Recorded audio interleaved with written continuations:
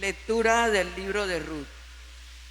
Noemí tenía por parte de su marido un pariente de muy buena posición llamado Boaz, de la familia de Elimelec. Ruth, la moabita, tenía a su suegra Noemí. Déjame ir al campo a espigar donde me admiten por caridad. Y Noemí le respondió, anda, hija. Ella marchó y fue a espigar en las tierras, siguiendo a los segadores. Fue a una de las tierras de Boaz, de la familia de Elimelec. Boaz dijo a Ruth, escucha, hija, no vayas a espigar a otra parte, no te vayas de aquí ni te alejes de mis tierras. Fíjate en qué tierra ciegan los hombres y sigue a las espigadoras. Dejo dicho a mis criados que no te molesten. Cuando tengas sed, vete donde los potijos y bebe de lo que saquen los criados. Ruth se echó, se postró ante él por tierra y le dijo, yo soy una forastera. ¿Por qué te he caído en gracia y te has interesado por mí? Boaz respondió, me han contado todo lo que hiciste por tu suegra después que murió tu marido, que dejaste a tus padres y tu pueblo natal y has venido a vivir con gente desconocida. Así fue como Boaz se casó con Ruth, se unió a ella. El Señor hizo que Ruth concibiera y diese a luz un hijo. Las mujeres dijeron a Noemí, bendito sea Dios que te ha dado hoy quien responda por ti. El nombre del difunto se pronunciará en Israel, y el niño te será un descanso y una ayuda en tu vejez, pues te lo ha dado a luz tu nuera, la que tanto te quiere, que te vale más que 7 hijos. Noemí tomó al niño, lo puso en su regazo y se encargó de criarlo. Las vecinas le buscaban un nombre diciendo, Noemí ha tenido un niño. Le pusieron por nombre Obed. Fue el padre de Jesé, padre de David. Palabra de Dios. Esta es la bendición del hombre que teme al Señor.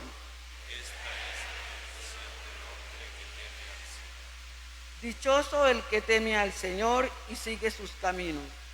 Comerás del fruto de tu trabajo, serás dichoso, te irá bien. Esta es la bendición del hombre que teme al Señor.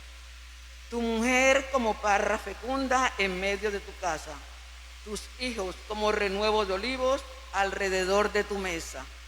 Esta es la bendición del hombre que teme al Señor. Esta es la bendición del hombre que teme al Señor. Que el Señor te bendiga desde Sión, que veas la prosperidad de Jerusalén todos los días de tu vida. Esta es la bendición del hombre que teme al Señor.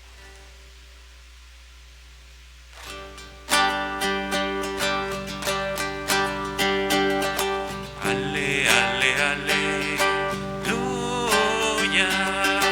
Ale, ale, aleluya.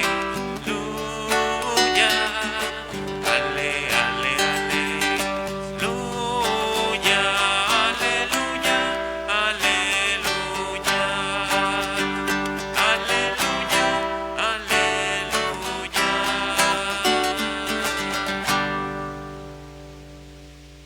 El Señor esté con ustedes. Y con tu espíritu.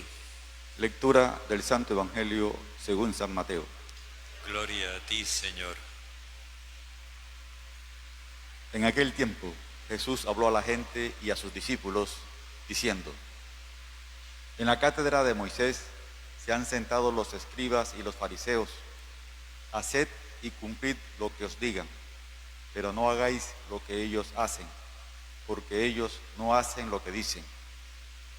Ellos lían fardos pesados e insoportables y se los cargan a la gente en los hombros, pero ellos no están dispuestos a mover un dedo para empujar. Todo lo que hacen es para que los vea la gente. Alargan las filacterias y ensanchan las franjas del manto. Les gustan los primeros puestos en los banquetes y los asientos de honor en las sinagogas. que les hagan reverencias por la calle y que la gente los llame maestros. Vosotros, en cambio, no os dejéis llamar maestros, porque uno solo es vuestro maestro, y todos vosotros sois hermanos. Y no llaméis Padre vuestro a nadie en la tierra, porque uno solo es vuestro Padre, el del cielo. No os dejéis llamar consejeros, porque uno solo es vuestro consejero, Cristo. El primero entre vosotros será vuestro servidor. El que se enaltece será humillado, y el que se humilla será enaltecido. Palabra del Señor. Gloria a ti, Señor Jesús.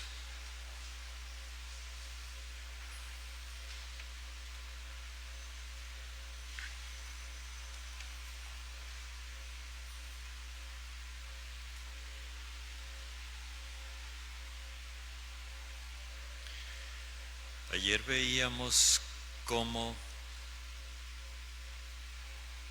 la ley de Moisés se había convertido en un conjunto de 613 mandamientos donde cualquier persona se siente perdida.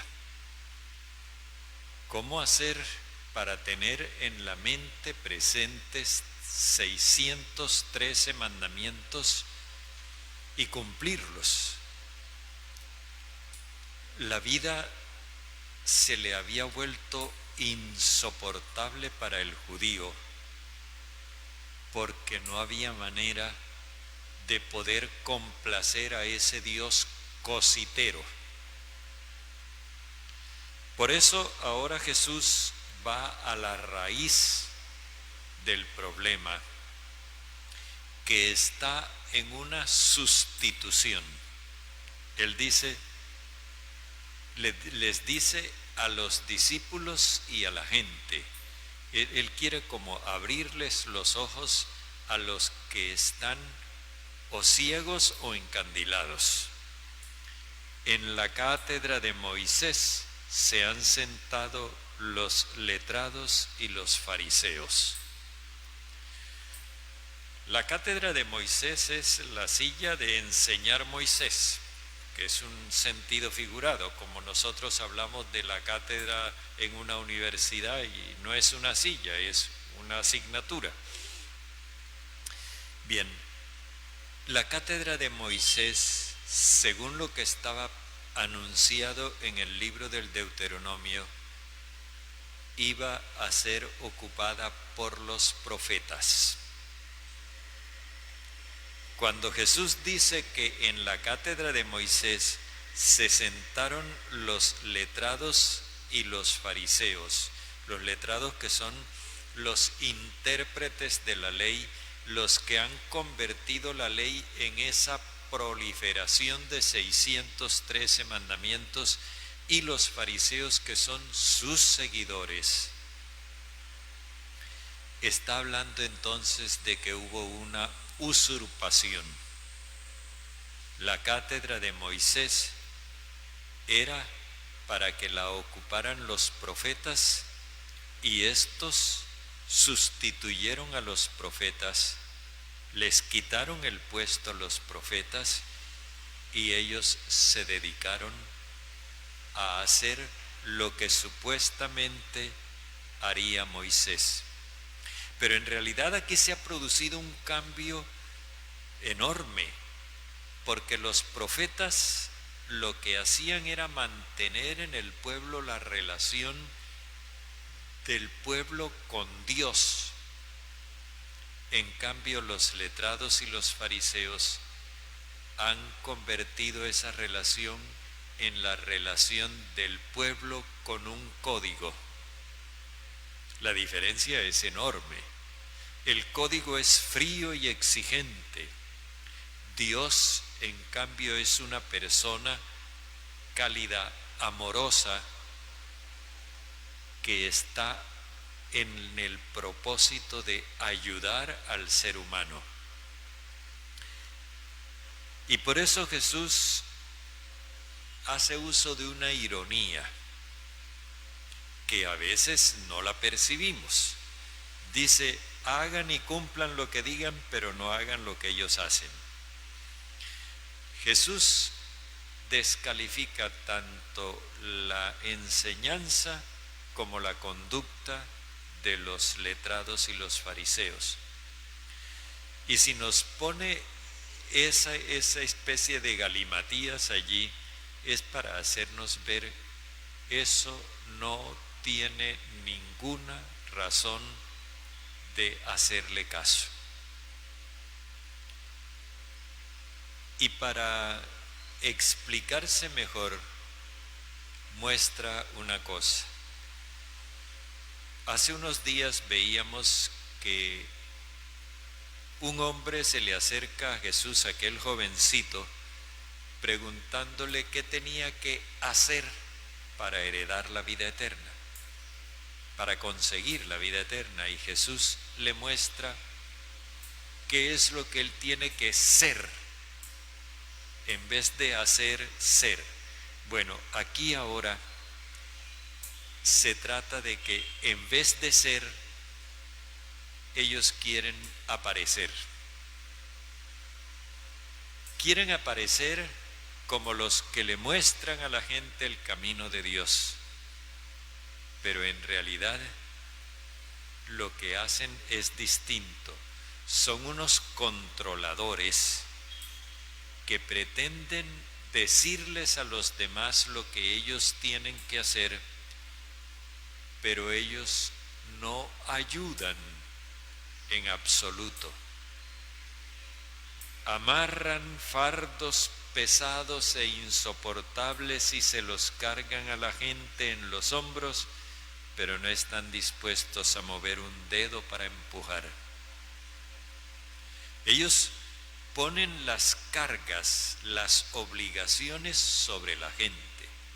Y aquí nosotros notamos enseguida el cambio o el contraste, mejor, entre lo que Jesús decía hace unos días: vengan a mí los que están cargados y agobiados, yo les daré respiro, carguen mi yugo, porque mi carga es ligera y mi yugo es suave.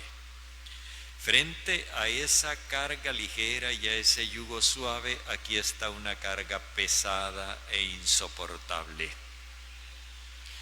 Porque lo que Jesús propone es una vida, y es una vida animada por la fe, la adhesión a Él.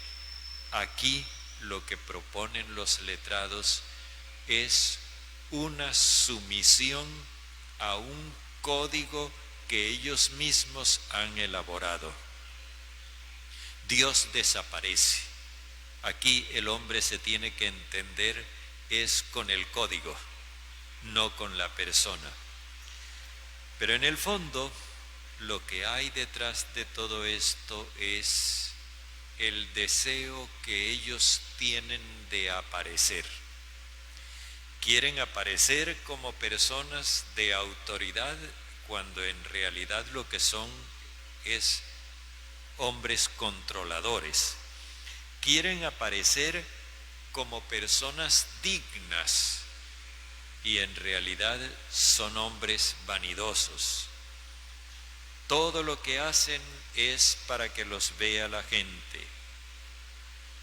Los judíos, hace unos días leíamos que Moisés decía: estos mandamientos son tu norma de vida.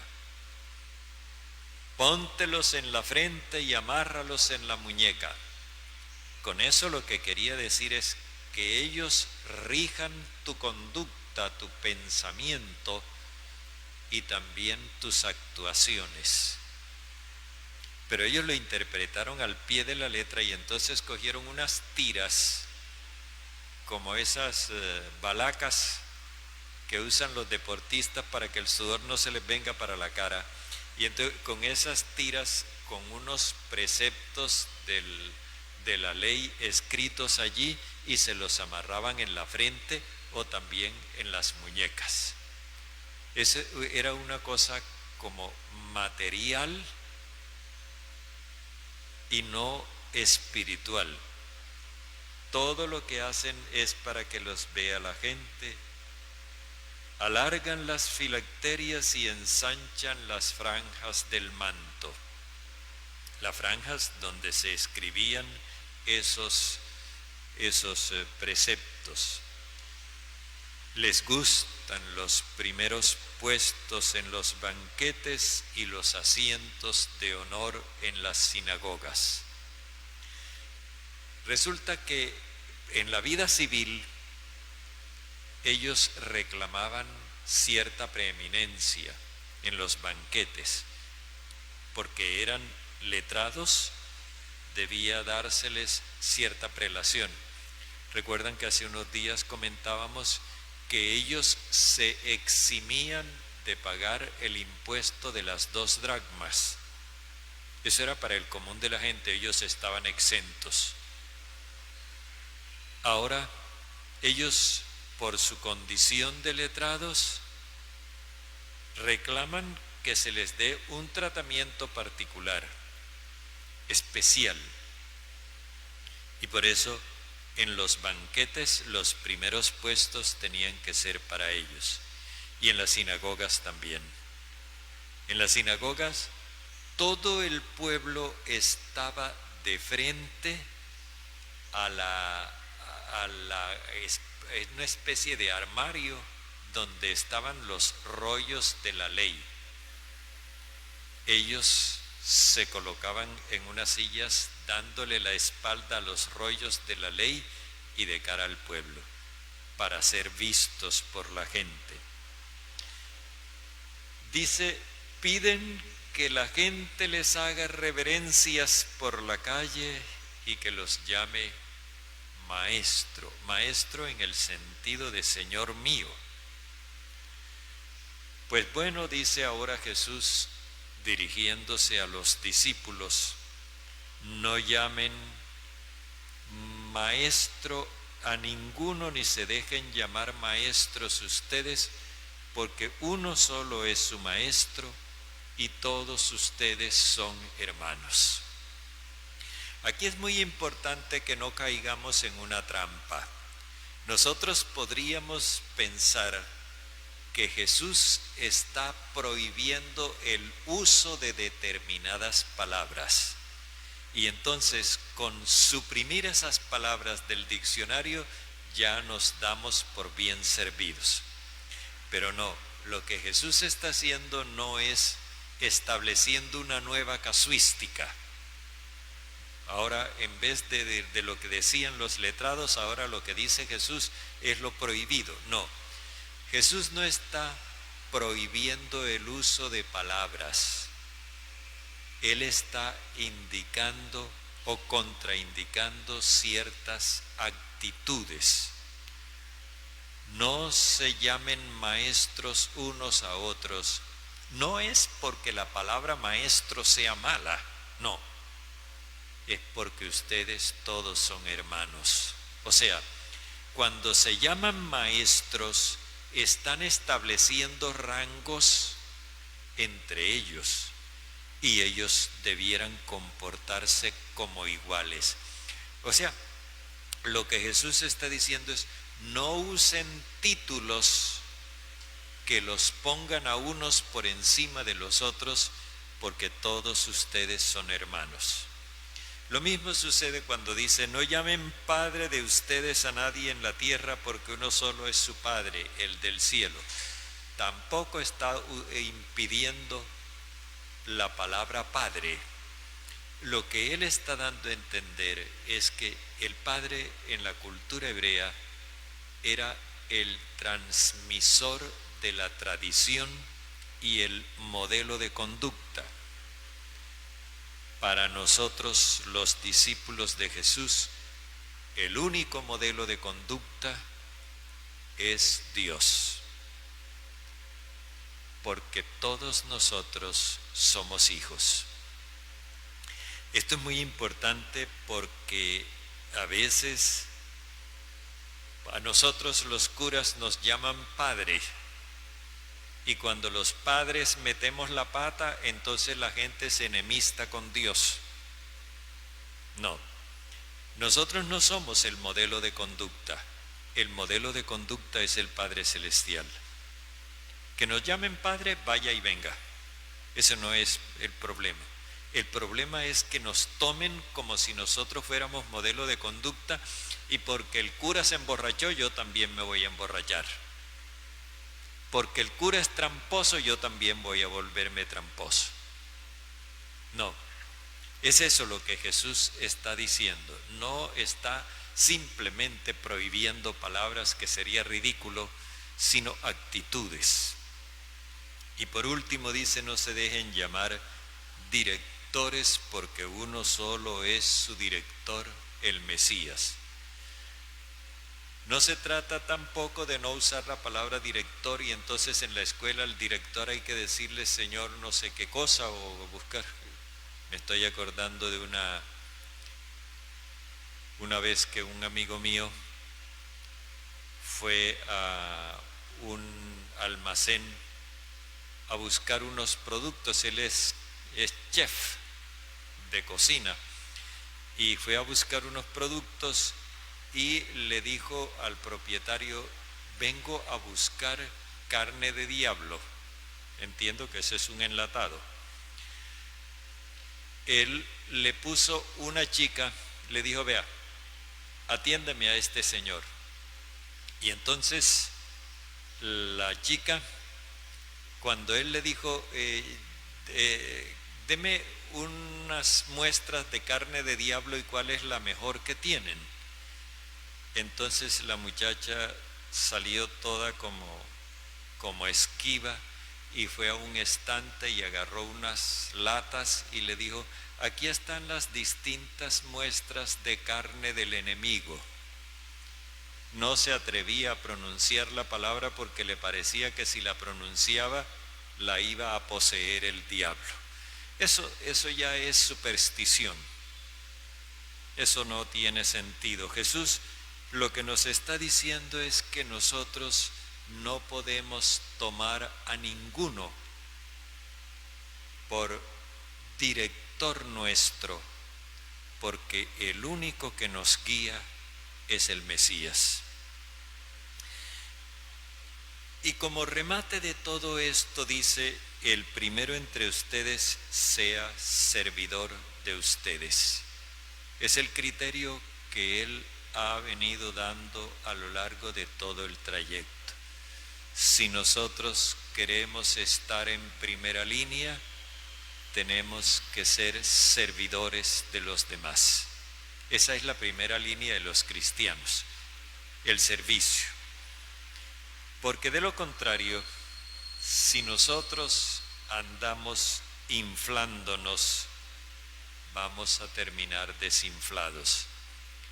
El que se enaltece a sí mismo será humillado. El que se hace humilde será enaltecido.